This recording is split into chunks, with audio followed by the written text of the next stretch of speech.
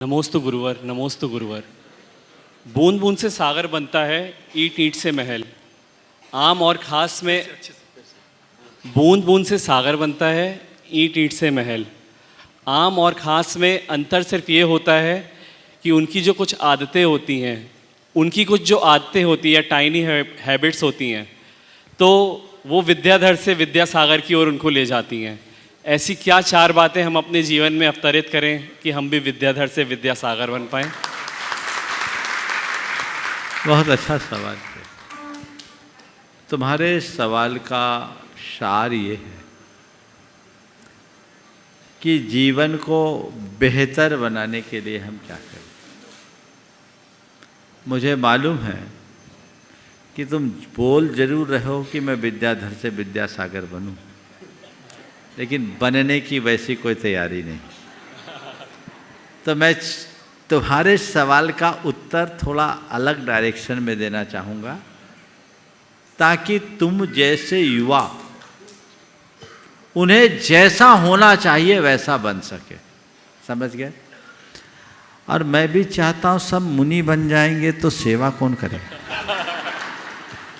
श्रावकों का मार्ग जब तक खुला है तभी तक मुनियों का मार्ग प्रवर्तित होगा। समझ गए? क्योंकि प्रोडक्शन तो तुम लोगों के पास है। समझ गए ना? संतति के बिना संस्कृति कैसे पलेगी।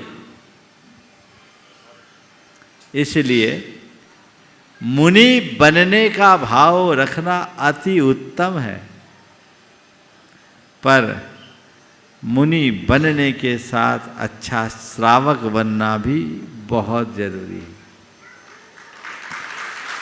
तुम्हें केंद्र में रखते हुए मैं चार बातें आज के संदर्भ में कहूँगा। अपना जीवन अच्छा बनाने के लिए सबसे पहली जरूरत अपने आप के प्रति ईमानदार बनो। मनुष्य खुद के ही साथ धोखा करता है, खुद के ही साथ बेईमान बनता है।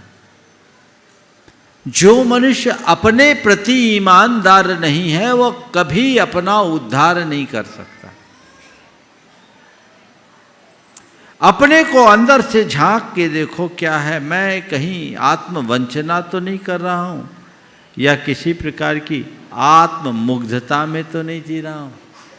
यदि ऐसा कुछ है तो मुझे सुधार करने की जरूरत है। दूसरी बात, आत्मविश्वास के धनी बने। अपना कॉन्फिडेंस स्ट्रांग बना के रखे, और आत्मविश्वास का आध्यात्मिक पक्ष अपनी आत्मा का अटूट विश्वास रखे। अगर आत्मा का ये विश्वास जग गया तो जीवन निहाल होगा। समझ गए? तीसरी बात, कर्म सिद्धांत को समझें और कर्म कांडों से बचें। कर्म सिद्धांत के ज्ञानी बने, कर्म सिद्धांत को जाने, समझे जीवन में कर्म का क्या स्थान है, पुण्य पाप क्या करता है, ये अपने जीवन में अच्छे से बना करके चले। और मैं कहूँगा चौथी बात, कर्म योगी बनो। कर्म योगी बनने का मतलब अपना कार्य पूरी मेहनत, लगन, निष्ठा के साथ करो और कर्म करते रहो, फल की इच्छा मत करो।